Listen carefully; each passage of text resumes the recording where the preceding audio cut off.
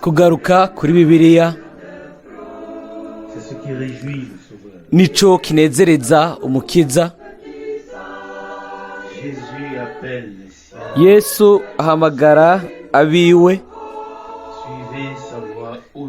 kurikira ijwi ryiwe uyu munsi.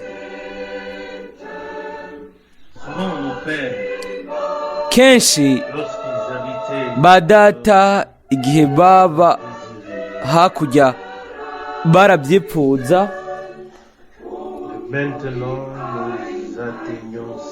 ubu rero dushikira Siyoni.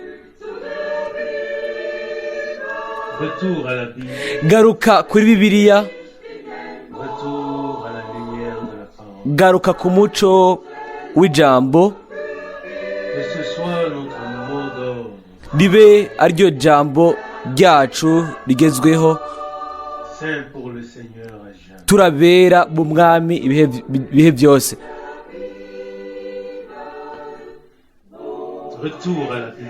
Garuka kuri bibiliya aho gutandukanwa kose guhera, duhunga tuva Babuloni tuja i Siyoni. Mbega urugendo ruhezagiye! Kenshi twararondeye twipfuza umuco, ubu rero mu gihe cy'umugoroba twarawubonye nk'uko ijambo ribisezeranya. Kugaruka kuri bibiliya, umuco w'ijambo, ribe iryo jambo rigezweho ku bwacu, twerejwe umwami ibihe byose.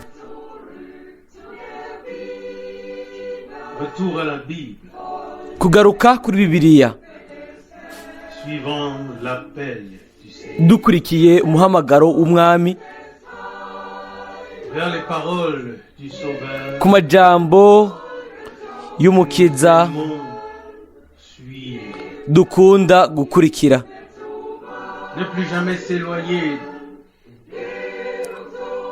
Ntidusubire kuja kure y'utubohora mu buryo bw'ubwiza, ibiremwa by'ijuru hano ku isi. Mbega ubuhigwe!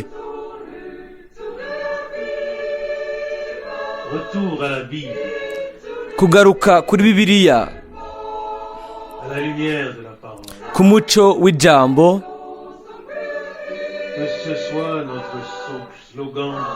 kibe civugo cacu, cyo civugo cacu ibihe byose, twerejwe umwami ibihe byose. Bene data na bashiki banje,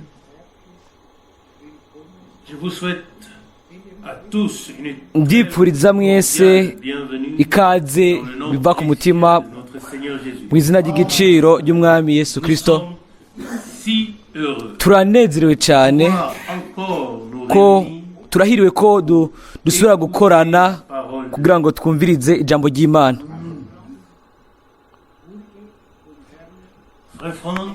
Mwene Data Frank yaratwawe mu rugo n'umwami, ariko hari ikintu kigumaho, ni ijambo ry'Imana. Misi yose riguma riri kwa kundi, kandi ata iryo jambo ridahari ntitwoshobora gushikira umwami wacu Yesu Kristo. Turanezerwa, turashima cyane ko dushobora kumviriza ijambo ryiwe. Mu by'ukuri kuri twebwe ni isoko itwubaka. Ndagushimira mwami wizigirwa ko dushobora mu buryo bushasha gukorana, tukumva ugutangaza kw'ijambo ryawe. Nashaka gusoma ijambo dukura muri Yohana 17. Yohana 17 Jésus parla ainsi, puis levant les yeux vers le ciel, il pria. Yesu avuze ibyo arangamiza mu ijuru ati, data igihe kirashitse, Glorifie ton Fils, shimagiza umwana wawe Fils. ngo umwana agushimagize. En effet, tu lui as donné le pouvoir sur toute chair, Nk'uko wamuhaye ububasha ku bafise umubiri bose, la vie éternelle, ngo abo wamuhaye bose que tu lui abahe ubugingo budashira. Umurongo wa gatatu, La vie éternelle ubu consiste en nibwo ce qu'il te connaisse, bugingo budashira, le seul vrai ko bamenya wewe Imana yonyine y'ukuri envoyé. n'uwo watumye Yesu Kristo. Verset 4. Umurongo wa kane, Je t'ai glorifié ici sur la terre, nagushimagije mu j'ai isi, achevé l'œuvre nonosoye demandée d'avoir. igikorwa wampaye gukora. Et maintenant, verset 5. Umurongo wa gatanu, nanone data Glorifie-moi auprès de toi-même, unshimagizanye nawe, que je possédais unshimagirishije bwa bwiza nahoranye ndi kumwe nawe isi itararema. J'ai révélé ton nom, verset 6, Umurongo wa gatandatu, aux hommes nahishuriye que tu m'as izina donné ryawe au milieu du monde. abantu wampaye mu bisi, C'est à toi qu'ils appartenaient. bari abawe, Tu me les as donnés urabampa et ils ont gardé. kandi bitondeye ijambo ryawe. Maintenant, ils ont reconnu None tout ce que tu bamenye m'as donné yuko ibyo wampaye byose de toi. biva kuri wewe. Car les paroles que tu m'as données, Kuko amajambo je wampaye leur ai donné nayabahaye, et ils les ont reçus. nabo bakayakira, Et ils ont reconnu en vérité bakamenya by'ukuri ko naturutse kuri wewe, et ils ont cru bakizera que c'est toi ko ari wewe qui m'as envoyé. wantumye. Verset 9. Umurongo w'icenda, Je prie pour eux. Je ne prie pas pour ndabasabira sinsabira ab'isi, eux, mais ariko pour ceux que tu m'as donnés nsabira abo wampaye kuko ari abawe. t'appartiennent. Verset 10. Umurongo w'icumi, Et tout ce qui est à moi, kandi ibyanje byose ni ibyawe, n'ibyawe nabyo ni ibyanje, et j'ai été glorifié. kandi nashimagijwe muri bo. Et je ne suis plus dans le monde, Sinkiri mu isi, mais eux, ils sont encore dans le monde pendant que je ariko bo bari mu isi, nanje ndaje kuri wewe. Data wera, garde-les en ton nom, ubazigamire mu izina ryawe wampaye, qu'ils soient un. ngo babe umwe nk'uko natwe turi.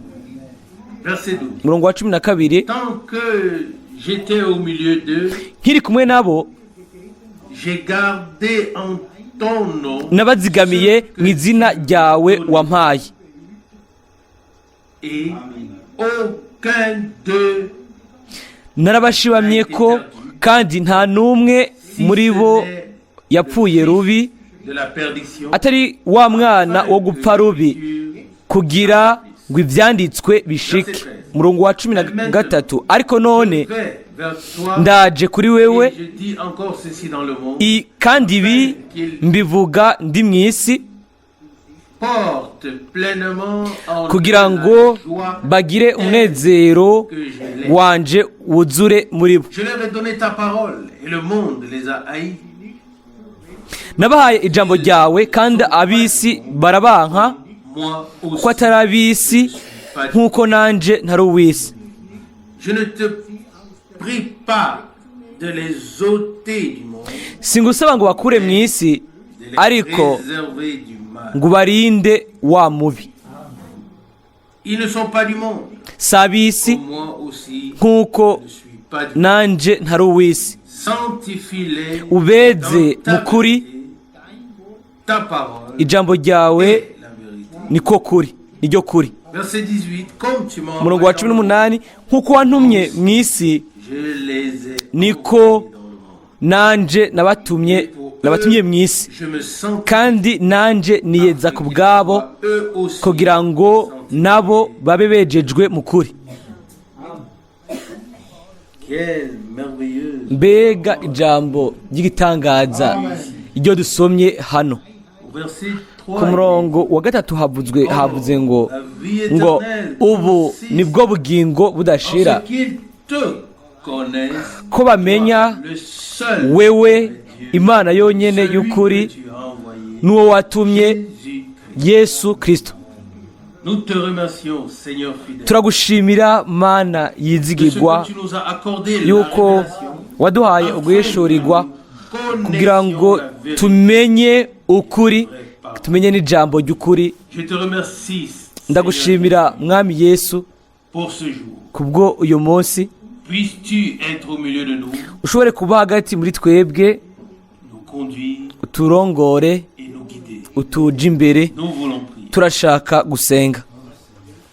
Seigneur Jésus, Mwami Yesu, nous te remercions turagushimira de ce que ko tu nous as rachetés, waducunguye ukadukiza, de ce que nous pouvons être tes ko enfants. dushobora kuba abana bawe, Nous le sommes, kandi niko turi Mwami Yesu Kristo, car kuko tu l'as dit warabivuze et nous avons lu. kandi twasomye Ta ngo parole est la vérité. ijambo ryawe niko kuri. Seigneur fidèle, Mwami wizigirwa, ndagushimira de ce que ko maintenant encore n'ubu naho tu mettras ta parole uraza dans notre cœur, gushira ijambo ryawe mu mitima yacu, afin que la semence kugira ngo urubuto que tu répands ubwo dans nos cœurs usutse mu mitima yacu porte. rushobore kugira ivyamwa.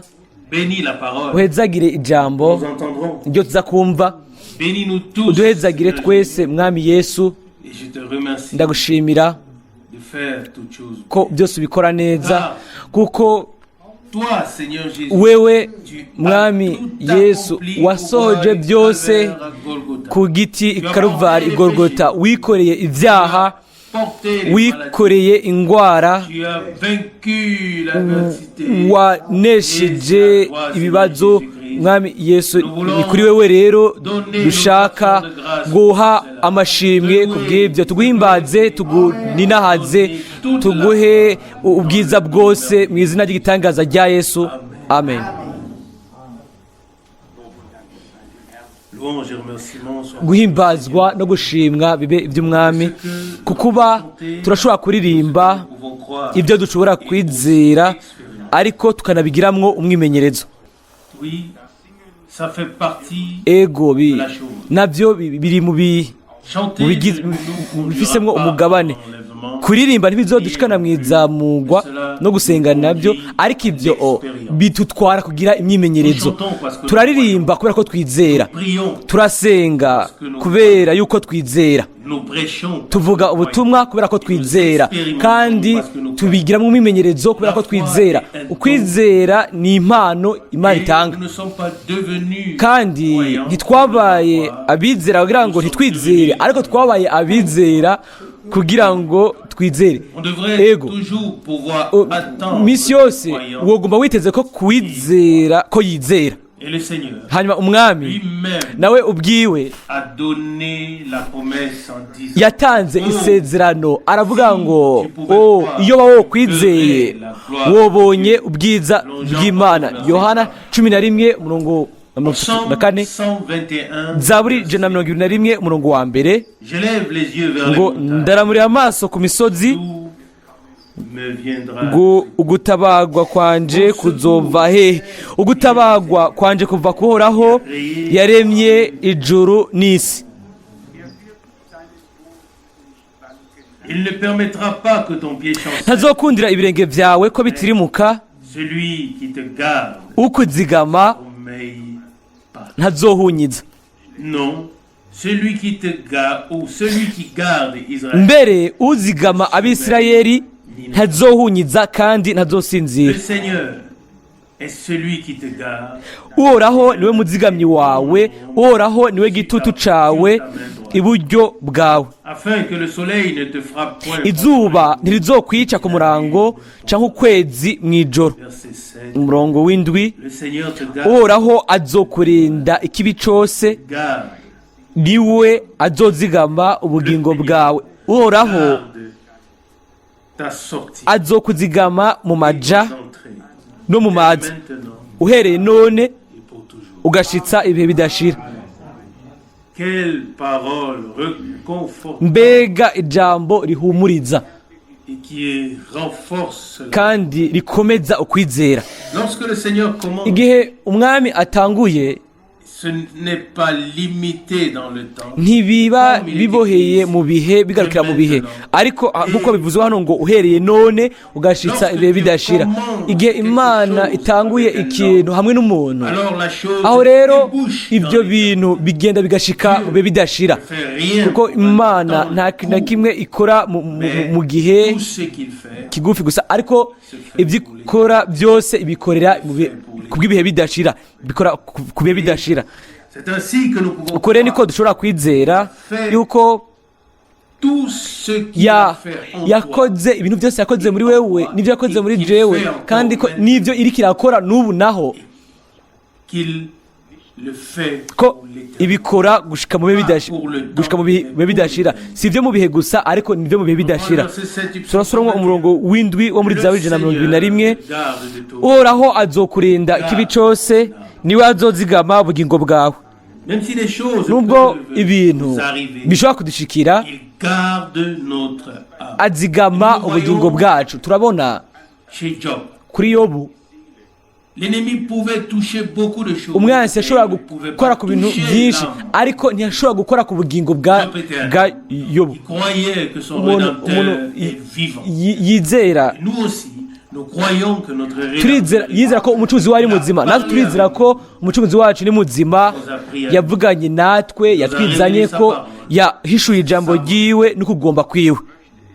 puisse-t-il réussir Ashobore ce soir uyu mugoroba nous parler, kutuvugisha nous nk'umubyeyi, gagner entièrement à lui. atwironkere byuzuye kuri we, kugira ngo tube turi ngaho ku bwiwe, nk'uko Pour une chose qui nous est la plus précieuse, nk'ikintu cy'agaciro cyane kuri twebwe kandi kiduhamiye, ko abantu babona ibintu hano mu isi, ibi bintu abantu bashiramwo imitahe, hanyuma kuri ibyo bakabona ko atanzira ari ndende, nta giciro ucoba kiri hejuru. Ibintu byose bishika biba bifise icyo biba bimaze muri ibyo, kuko baba bafise umutima bashinze muri ibyo, bakabikora uko bari kose.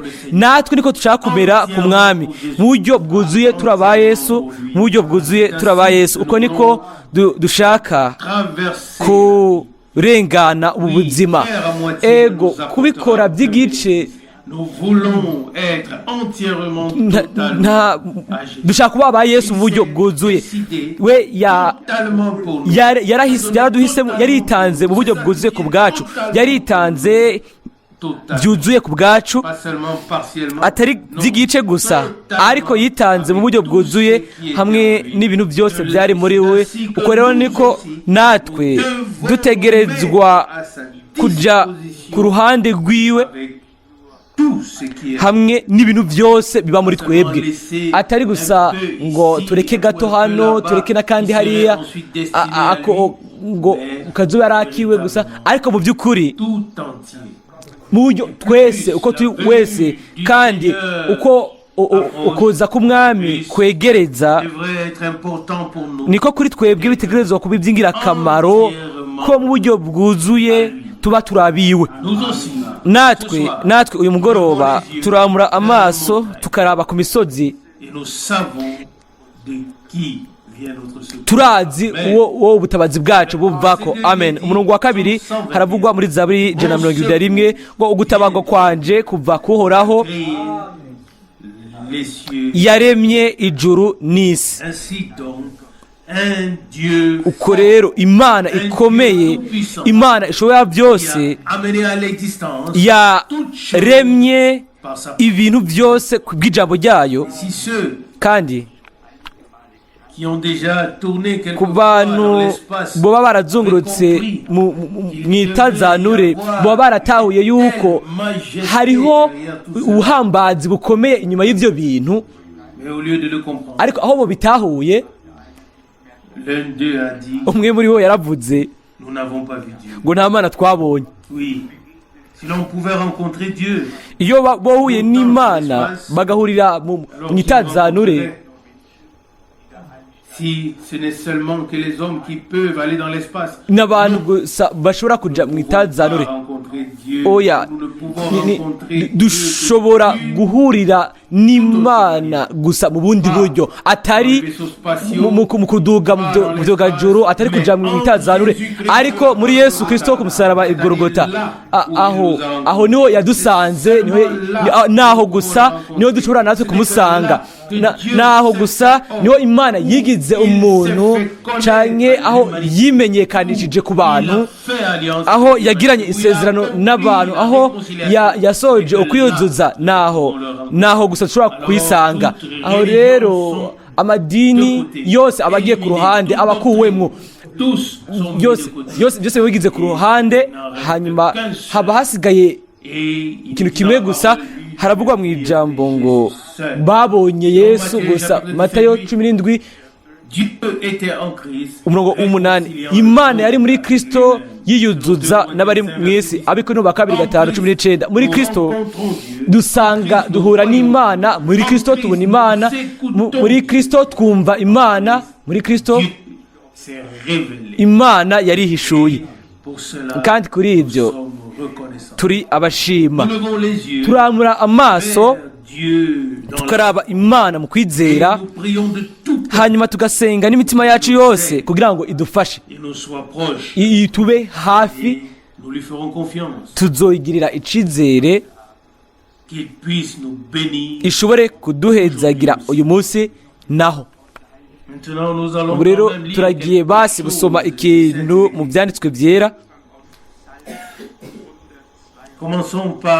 Dutangurire muri Zaburi 122 umurongo wa mbere, ngo naranezerewe hamwe bambwira bati tugende tuje ku ngoro yoraho. Umurongo wa kabiri, ibirenge byacu bihagaze mu birimba byawe, ewe Yerusalemu. Yerusalemu wubatswe nk'igisagara cy'icomeke, aho imiryango ikukira niyo miryango yoraho, ngo bibe igishingantahe ku Bisirayeli kandi bashime izina ryoraho. Umurongo wa 5, kuko ariho batereka intebe z'imanza, intebe z'ab'inzu ya Dawidi. Umurongo wa 6, nimusabire Yerusalemu amahoro, abagukunda batotahari. Amahoro abe imbere mu nzitiro zawe, itoto ribe mu ngoro zawe. Ku bwa bene data n'abagenzi banje ndavuga nti amahoro abe muri wewe.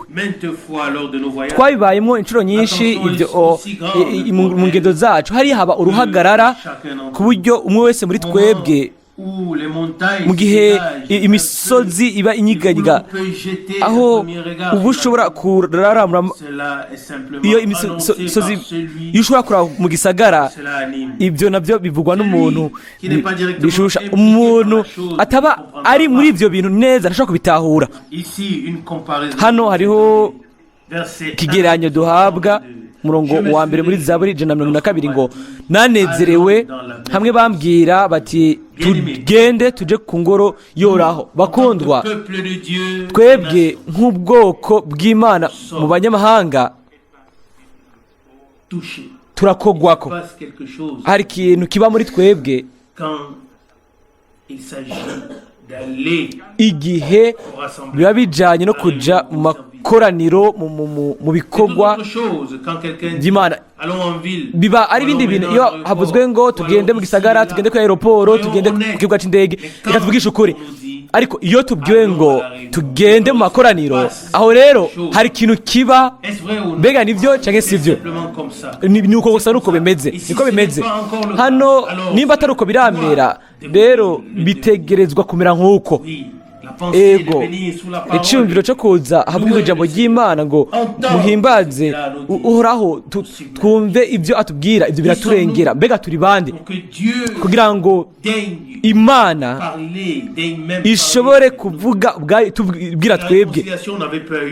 Iyo hatabayeho kwiyuzuza muri Kristo, iyo umuvumo utakuwe kuri twebwe, iyo urubanza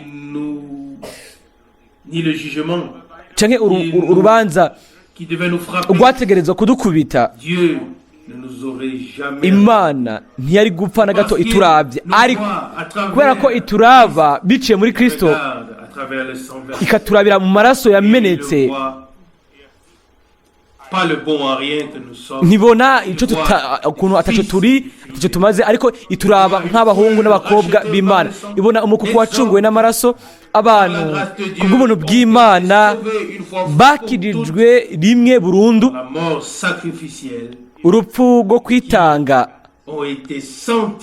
ugwejeje kandi rukazana gushika ku ntumbero. Uko niko byanditswe mu bwo buryo mu Baheburayo igice c'10 umurongo wa 14 ngo biciye ku kimazi kimwe ngo yashikanije abezwa, yatunganishije rwose abezwa ukazoshitsa ibihe bidashira. Umurongo wa 12, ariko wowe amaze gutanga ikimazi kimwe c'ivyaha c'intahava avyagira iburyo bw'Imana. Umurongo wa 13, aheraho arorera igihe abansi biwe bazohindurirwa indava yo musi y'ibirenge vyiwe. Nashaka gusoma ikindi canditswe, birashoboka ko kiri mu Baheburayo 9, ijambo rivuga ngo biciye ku kimazi kimwe yashikanye ku ntumbero abareka bakezwa nawe. Murazi ibyanditswe byera. Nashaka gusoma amajambo kandi yo muri Yesaya 59.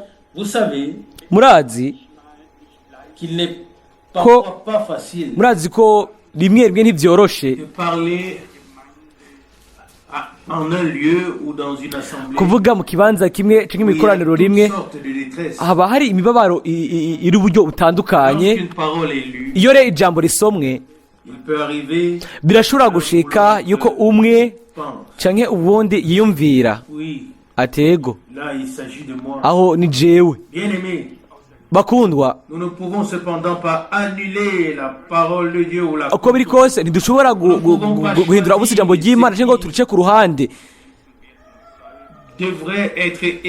Ntitwacagura ibyategerezwa kwandikwa cyangwa ibyosomwa ubu. Twe ahubwo dutegerezwa guhura n'ijambo ryose, dutegerezwa guhura n'ijambo ryose, kandi umwami niba atuvugishije ariko abishimirwe ku bw'ibyo. Nimba atakituvugisha, aho rero tuzoba tugowe. Niba atakintu kimwe gifise cyo kutubwira, mbega twojahe? Oya, tugumana nawe kuko afise amajambo y'ubugingo budashira. Yesaya 59 umurongo wa 1.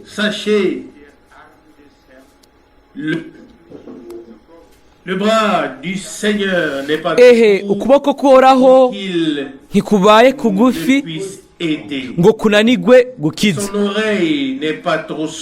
n'ugutwi kwiwe ntikwapfuye ngo kunanigwe kumva. Ibyo nibyo bivugwa mu byatangujwe, ariko aca haza ari hano ku murongo wa 2 ngo ariko ibigabitanyo byanyu nibyo byabatandukanije n'Imana yanyu, kandi ibyaha byanyu nibyo byabakingiriye mu nyonga hayo, bituma yanka no kumva. Kuko amaboko yanyu yandujwe n'amaraso, n'intoke zanyu zandujwe n'ibigabitanyo. Iminwa yanyu yama ivuga ibinyoma, n'ururimi rwanyu ruvugira ibibi mu ntamatama. Umurongo wa 4, ntawitwarira uwundi mu buryo buroranye, nta n'uburana iby'ukuri, s'appuie sur la tromperie, bizigira ibitagira ikimazi, bakavuga ibinyoma, basama inda z'ukugira nabi, bakabyara ibigabitanye. jusqu'ici, Kumbure gushika hano une parole ni ijambo, ne nous concerne certainement pas tous, kumbure twese ritaturaba, ariko elle est néanmoins propice uko biri kose rirakwiriye pour le kwiyumvirwa ko, birakwiriye ko tuyumvira ko mu isezerano rya kera Imana yaravuze ibintu ibyita nyine amazina yabyo. Turasoma hano elle forme une barrière ngo birazibira, ngo ni uruhome rubatandukanya hagati yanyu n'Imana yanyu, bibatandukanya n'Imana yanyu. Umurongo wa kabiri, ici. niba Nous prenons justement ce niba mot dufashe barrière ou iryo mur de jambo séparation canke et que nous le lisons barrière dans le Nouveau Testament, alors le canke Seigneur tukabisoma a mu ôté le rishasha, umwami yakuyeho urwo ruhome rudutandukanya nk'uko biri Banyefeso kabiri 14. Ibyadutandukanya byarakuweho, nta muntu n'umwe ategerezwa kuguma mu miro arimwo. Ubutumwa bwiza bisigura ngo ni inkuru nziza. l'évangile Ubutumwa bwiza ne condamne pas, ntibudutsindisha, ubutumwa bwiza montre butwereka nous qui sommes condamnés. twebwe abatsindishwa inzira y'agakiza. Nous devons le reconnaître une fois, le comprendre. Dutegerezwa kubimenya rimwe, tukabitahura rimwe burundu, hanyuma tukabyemera mu kwizera. Haravugwa hano Dans mu Colossiens, Bikorosayi au chapitre 2, igice cya kabiri, Colossiens, Abikorosayi chapitre 2, igice cya kabiri, verset 13. duhereye ku murongo wa 13. Vous aussi, qui étiez autrefois morts, Kandi hamwe mwari mugipfuye mwishwe n'ibicumuro byanyu n'ukudakebwa kw'imibiri yanyu, Dieu vous a rendu la vie Imana yabagiranye bazima nawe, amen, en vous pardonnant imaze kuduharira vos transgressions par grâce, ibicumuro byacu byose, en effaçant l'acte des ordonnances ihanaguye n'icete kitwagiriza et qui était kirimo amabwirizwa cyaduhama à notre ngo salut, cyazibira agakiza kacu, l'a détruit igikura hagati yacu nayo ikibamba ku musaraba. Bakundwa, comme nous l'avons déjà mentionné. nk'uko twabivuze, Nous avons lu dans le prophète Ésaïe twasomye mu muhanuzi que nous sommes devenus Yesaya ngo twabaye abatsindwa. dans le Nouveau Testament Twabisomye izero rishasha ngo Imana biciye muri Kristo nous a rendus vivants avec lui, yatugiranye bazima nous pardonnant nawe, toutes nos imaze transgressions. kuduharira ibicumuro byacu byose kubwo buntu. Amen. Celui qui met encore les transgressions Umuntu à l'ordre du jour, agishira imbere ibigabitanyo abahonyanze amaraso ya Yesu Kristo, ntaba atahora icyo bisigura agakiza, kwiyuzuza hamwe no gucungurwa. Ibyanditswe byera biratwigisha ko igihe twari tukiri abansi, igihe n'existions même pas encore, igihe tutaranabaho, Imana yatwemeye kubwo buntu itugira abahungu n'abakobwa b'Imana muri Kristo. nous devons une fois pour Dutegerezwa rimwe burundu comprendre gutahura devant la face de Dieu turi imbere y'Imana que l'accusateur ko umurezi wa bene data absolument pas le droit de atagifise uburenganzira bwo kurega. Ninde ashaka kurega abatanjwe n'Imana? Abaroma 8:3. Ninde ashaka kubarega? lui qui les a justifiés. Kristo ari ngaho, niwe batsindanishirije. Nimba rero batsindanishirije, Nous pouvons lire dans aho rero turashobora gusoma mu Baroma igice c'umunani umurongo wa 30 ngo abo yatsindanishirije yaranabejeje, il leur a aussi donné kandi ngo yabahaye ubwiza bw'ijuru. Kubera iki twiturubika ubwacu tukibabaza?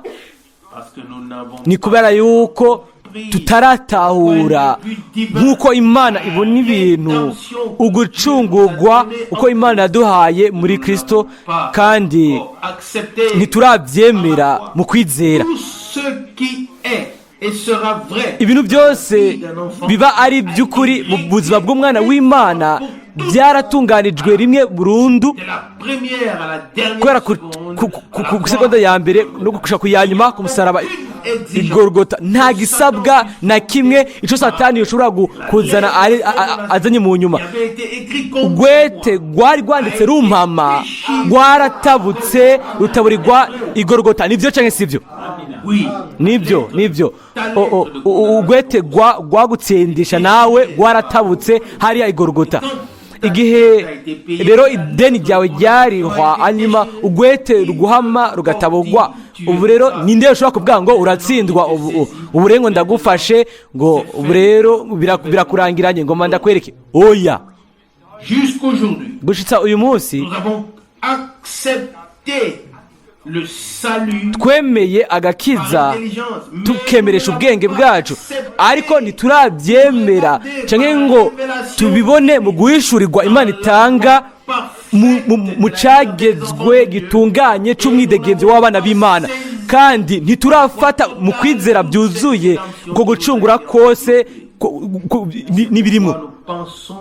Nico gituma twiyumvira yuko ngo minsi yose dutegerezwa ngo kugira ikintu twongerako. Hano muri jambo ryo muri Kolosayi tubwiwe mu buryo bwumvikana ku murongo wa 13 ngo kandi hamwe mwari mugipfuye mwishwe n'ibicumuro byanyu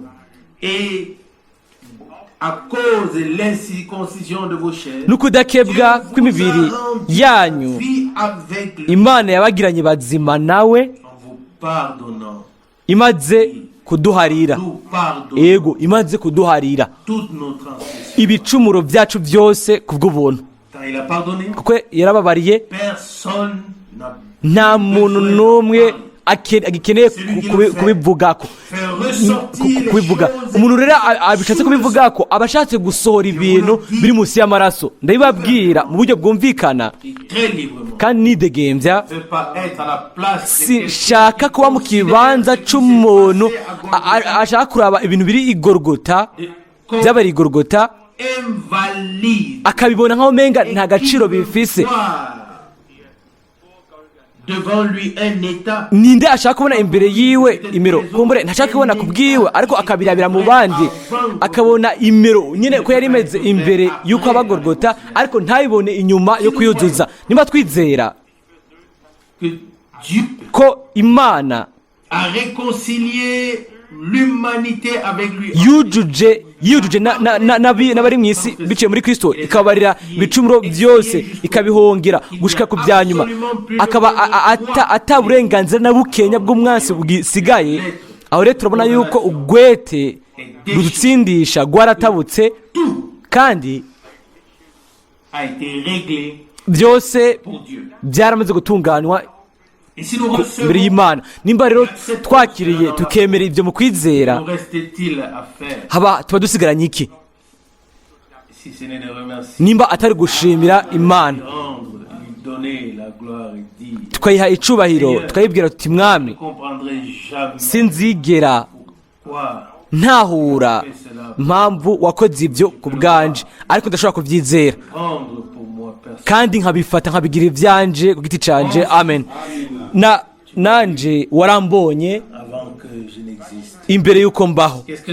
Mbega Dawidi yandiki muri Zaburi 139 umurongo wa 16 ngo warunzi ntarabumbwa. Ego, Imana yabonye urubuto rwari ahantu kanaka. Imana yaratubonye, Imana yarakubonye, Imana yarambonye, yaducaguye imbere yo kw'isi iremwa, yaratumenye kandi yaraduhamagaye, twihamagarira ko yuguriye imitima yacu n'amaso yacu kugira ngo twemere agakiza bwo kwizera. Aravuga ngo uruwanje, naragucunguye kandi ndaguhamagara mu izina ryawe, agakiza waragahawe. Haleluya, amen. Nk'uko twabisomye mu ijambo ryo muri Zaburi ngo uhereye none gushitsa ibihe bidashira, atari uhereye none no mu myaka 10 iri imbere, ariko guhera none kandi gushitsa ibihe bidashira. Imana uko biri kose si umuntu ngo ihindure ingingo zayo. Oya, ingingo zayo nizihoraho, ziba zifise agaciro gahoraho. Ahiriwe umuntu ashobora gufata ivyo mu kwizera kandi ivyo by'ukuri akabishira ku mutima. Imbere yuko mbaho, imbere yuko ngira ikintu nkora, Imana yarambona kandi yambabaririye muri Kristo. Muri ubwo buryo nyene haravugwa ko umwami azokangura abasinziriye muri Kristo hamwe na Kristo. Abantu benshi biyumvira yuko Kristo yamaze kuza, ngira ntibarabona uwo murongo. Mu Bitesalonika ba mbere 4:14 haranditse ngo kuko twizera yuko Kristo yapfuye akazuka, abe ariko twizera yuko abasinziriye muri Yesu Imana izobazanana nawe. Ata Yesu nta kintu kimwe kigwa mu bwami bw'Imana, ariko byose bikorwa nawe, ibintu byose igihe ibyo rero tubishuriwe na Mwemu, aho rero dutahura ibyo Pawulo yashobora kwandika akavuga abyemejwe cyane ngo nabambanywe na Kristo, nahambanywe nawe kandi nazuranywe nawe kubw'ubuzima bushasha. Haleluya, amen. Ivyo byose byabereye muri Kristo. Ariko mu guca bugufi kose akandikira mu Bigalatiya ngo igihe ibihe byari bisohoje, Imana ihishurira umwana wayo muri jewe. Abigalatiya ba mbere 15-16 hategereza kuba hari uguhishurwa kwa Yesu Kristo mu buzima bwacu, nkuko umucunguzi yagaragaje urukundo rw'Imana hano, niko n'urukundo rw'Imana rutegerezwa kugaragazwa, guhishurwa mu bacunguwe. Biciye kuri uwo niho twagizwe abahungu n'abakobwa b'Imana. Igihe Yohana yandika ngo bakundwa, ubu turabana b'Imana, Yohana igice cya mbere cya Yohana 3:2, ego none turi iki? Nibyo turi abantu, ariko turabana b'Imana. Aravuga ngo icyo tuzoba ntikiragaragazwa, ariko icyo nicagaragara tuzoba dusa nawe. Amen, haleluya. Ndabyizera gusa, siniraba, ndaba ku mwami wanje, umukiza wanje. Amen. Nta mwana n'umwe w'Imana yo azobishikako kiretse twikuye kw'amaso ubwacu, hanyuma tugahanga amaso wabyuye ukwizera muri twebwe, kandi ko azobishitsa kugutungana ko biri mu Baheburayo 12:2.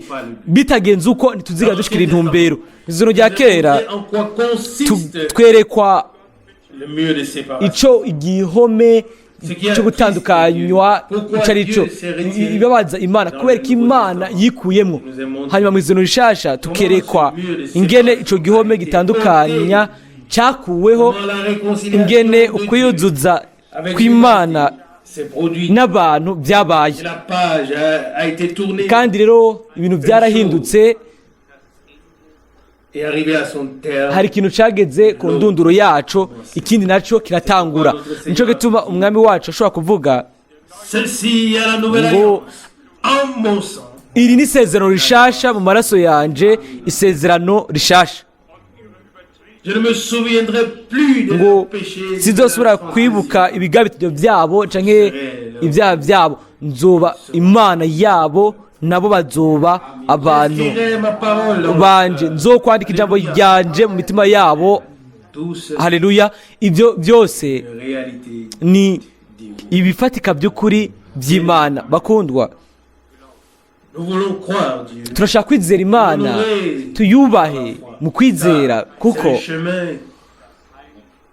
par lequel il nous niyo montre. nzira izotwerekeramo agakiza kayo agakiza k'imana yacu nimba handitse rero muri Yesaya 59 umurongo wa 3 ngo amaboko yanyu yandujwe n'amaraso, ngo iminwa yanyu ivuga ibinyoma n'ururimi rwanyu ruvugira ibibi mu ntamatama.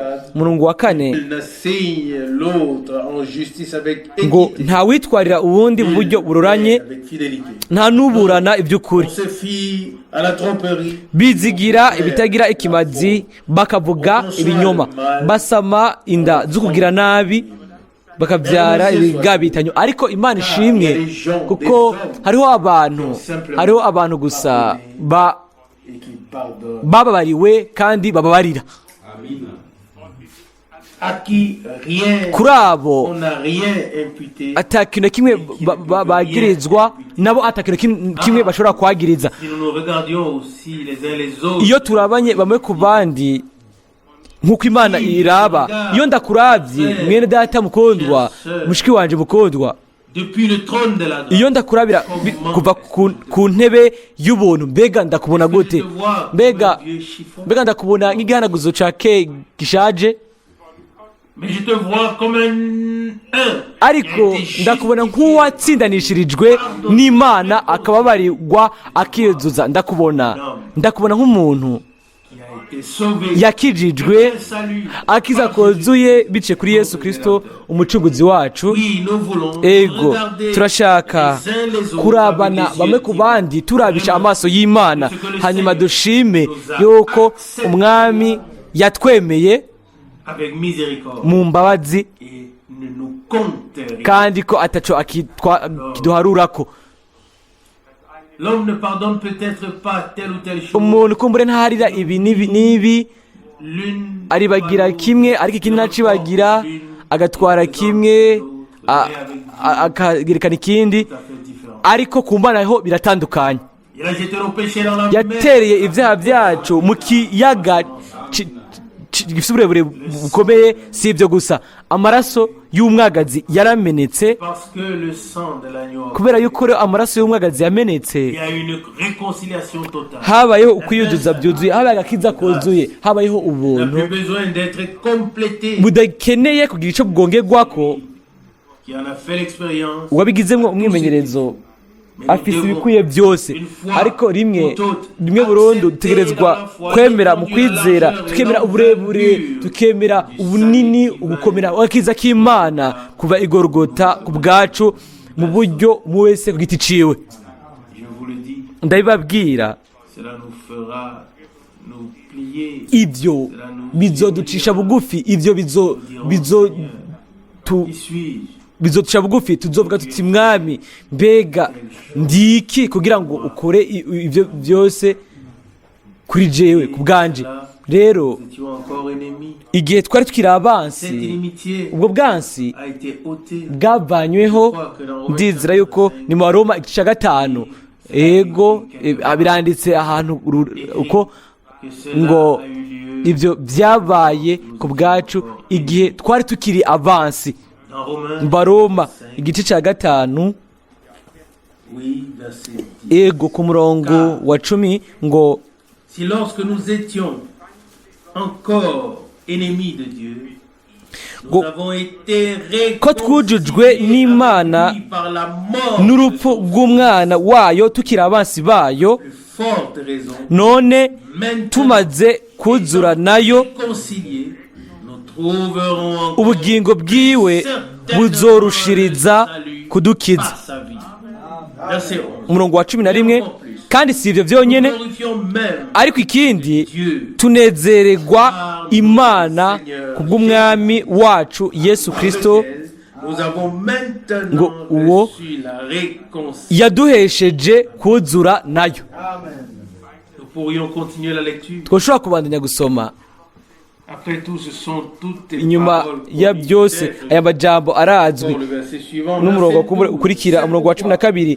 None rero Un seul homme, le péché est entré dans le monde. ko bimeze bityo nk'uko icyaha cyazanye mu isi n'umuntu umwe, urupfu rukazanwa n'icyaha, Qu'ainsi la mort s'est étendue sur tous les hommes. niko urupfu rushika ku bantu bose, Tous ont péché. kuko bose bakoze ibyaha. Ça, vous pourriez lire la suite Mwoshobora gusoma ibibandanya qui montre que par un homme, l'acte de byerekana yuko biciye ku muntu umwe manifesté. ugutsindanishirizwa n'Imana nabyo byaraserutse.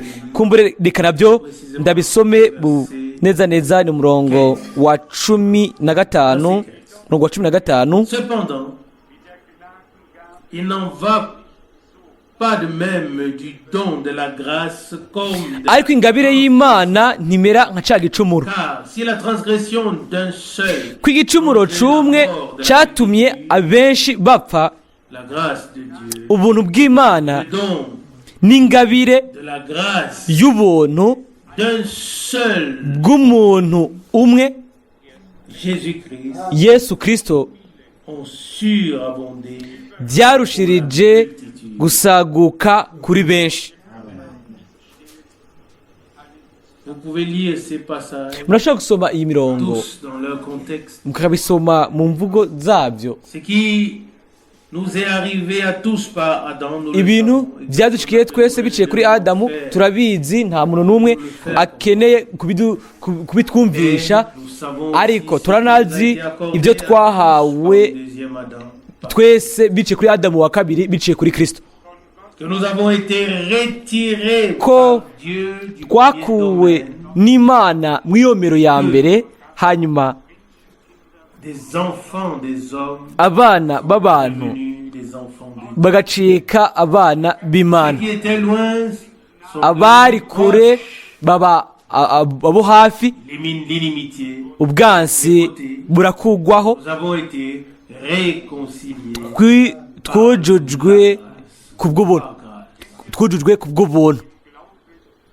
Si nous saisissons cela avec foi, Niba ibyo tubifashe mu kwizera, qu'est-il à faire ni giki dusigaranye d'offrir niba atari gutanga n'imitima yacu yose tugashimira Imana Umwami pour le grand privilège kubwo amahirwe akomeye nous de pouvoir reconnaître le plan de ayo salut. dufise kuba dushobora kumenya umugambi w'akiza w'Imana, tugashobora kwemera impano y'ubuntu y'Imana, twemera ku giti cacu, hanyuma tukavuga tuti Mwami, uko ariko wabikoze ku bwanje, amen.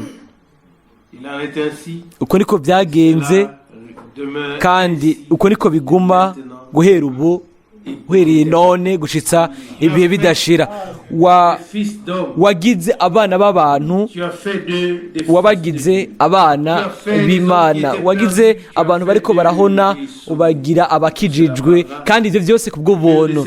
Uruhome rudutandukanya rw'ubwansi rwaravanyweho. qui veut le Umuntu rétablir urashaka kurugarukana pas du côté de Dieu. ntaba ari ku ruhande rw'Imana. Imana yarabikuye, kandi umuntu ashaka kubigarukana N'est pas du côté de Dieu. ntaba ari ku ruhande rw'Imana, C'est un adversaire. ni umwansi, kandi umwansi w'Imana. Et je le répète expressement. Ndabisubiramwo, Dieu a tout ôté.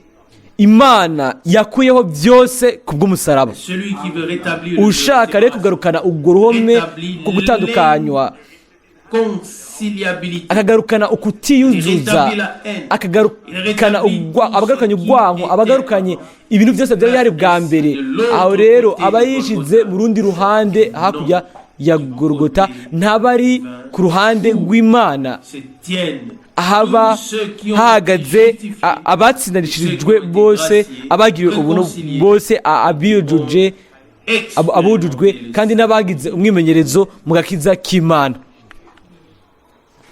Où nous situons-nous ce soir? Mbega kuri mugoroba twishirahe, wewe witondekahe? Est-ce que tu te situes du côté Mbega wishira mu ruhande imbere yuko hagira kiba cyarabaye, canke waje impande y'umusaraba utazanye ubwenge bwawe gusa, ariko ibyo rero nibyo bibabaza mu bizera bo muri kino gihe.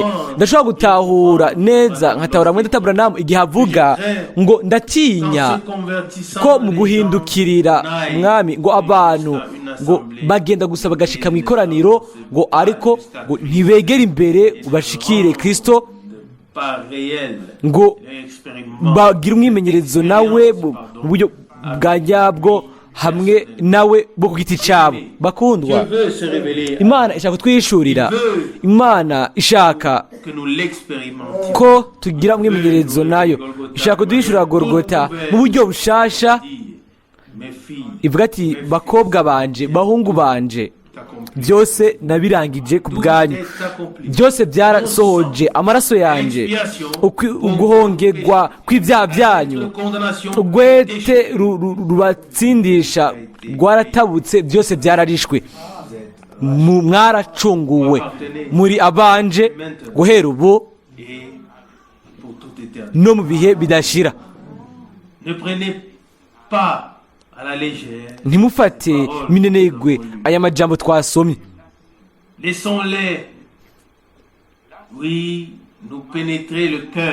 Tuyareke yinjire mu mutima, tuvuge tuti mwami reka mfate igihagararo canje mu kwizera. Ukwizera kuba gufatanyije na Golgota, gufatanije n'ijambo ry'umusaraba, bifatanije n'intsinzi yabereye Golgota, bifatanije no kuyozoza no gucungurwa. Umuntu abandanije gushimika ku mbere ya kera y'ubwa mbere, nta muntu umwe yizera yokora ibyo. Aba ategereza kubanza ubwa mbere kwihakana ukwizera, hanyuma yihakanye kwizera aba yihakanye ibyabaye i Golgota. Umuntu yizera mu by'ukuri yuko umunsi uhambaye wo kwihuza w'Imana hamwe n'abantu byabereye i Golgota muri Yesu Kristo, umwana w'Imana, uyo ategerezwa kwishira ku ruhande rw'Imana akavuga ati mwami nagiriwe imbabazi, amen, imbabazi izo ntakwiriye, kandi mparura ibyo mu bintu by'igitangaza. umutima wanje ntiwabyipfuje. Yesu ukuntu abanditsi b'indirimbo bagerageje, abavuga butumwa bagakora uko bashoboye, ariko Imana biciye kuri mwemu agafata ijambo akatwereka Golgota biciye nk'uko Imana ibibona, uko gucungurwa kuzuye, uko gucungurwa kuzuye, uko kwiyuzuza kuzuye, agakiza kuzuye n'ubuntu bw'Imana, ku buryo bw'uko twese dushobora kunezerwa tukavuga tuti mwami ego warabikoze, ndabyizera, ndabyemera kubwo kwizera ku bwanje, ku ruhande rwanje.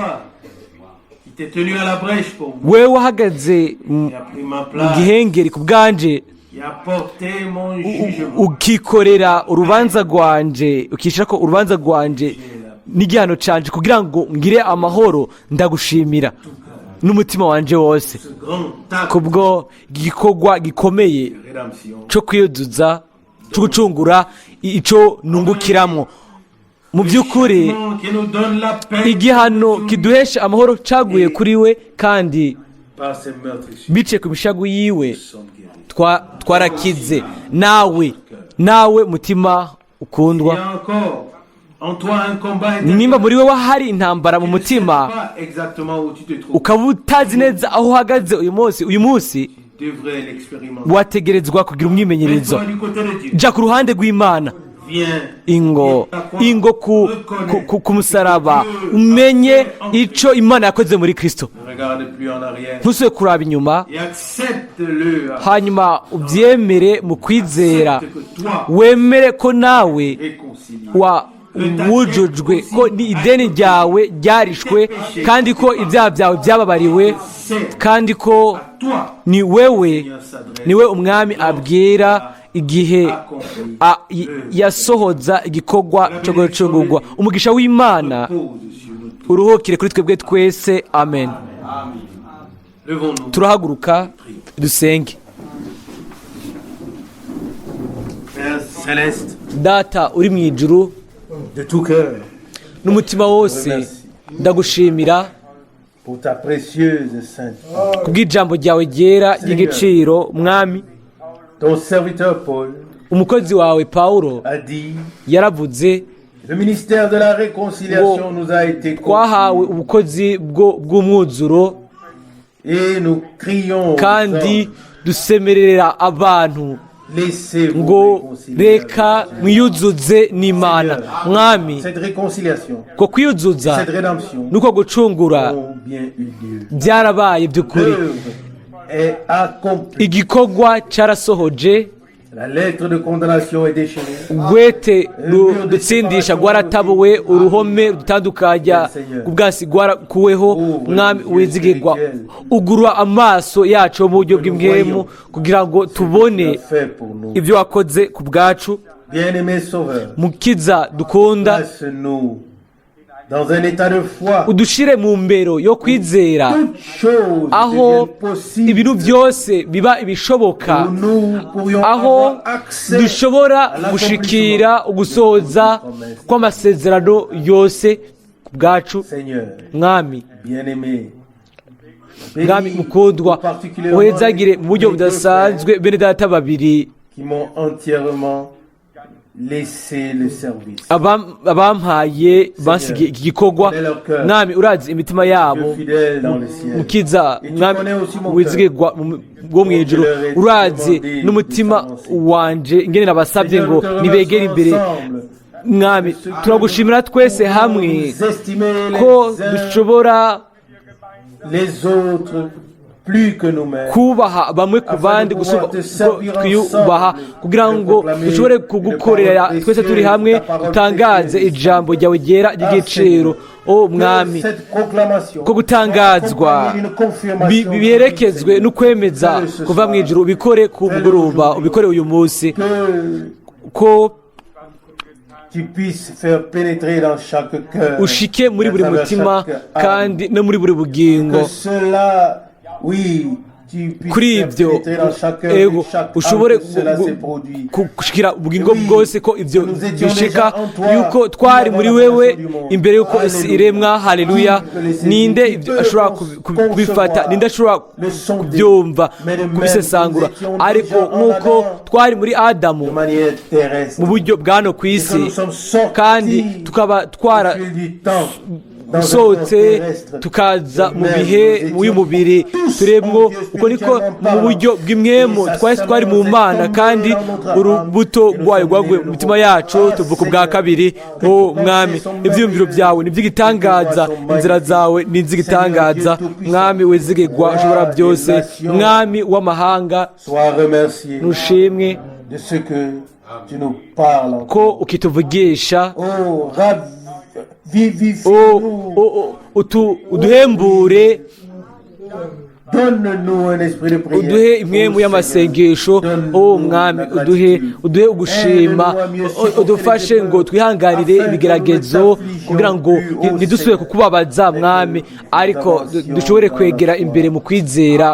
Bien-aimé, bénis-nous tous. mwami mukundwa, uduhezagire twese, na cyane cyane abo bose bagifite intambara mu mitima, badafise ubushizi bw'amanga bwo kwizera. Au secours. uze ubatabare, Révèle-toi à chacun d'entre nous wishurire umwe wese muri twebwe. mwami turagusabye qui ont écouté, no ku bwabo déjà écouté bose ta parole, bumvirije ijambo ryawe, ariko bakaba batarafatwa où qu'il soit, Seigneur, aho bari hose. mwami nous une grande attente uduhe ukwitega gukomeye kuri byose ku byo uzagukora, et place-nous kandi dans la position udushire mu et kibanza l'attitude no mu nyifato ton égard kuri wewe, puisse le faire. inyifato uko ushobora kubikora. Que ton sang mwami, amaraso yawe, ijambo ryawe na mwemu wawe bikorere muri twebwe kubwo icubahiro de ton n'ubwiza by'izina ryawe ryera. Alléluia. haleluya. Amen. amen Amen. amen.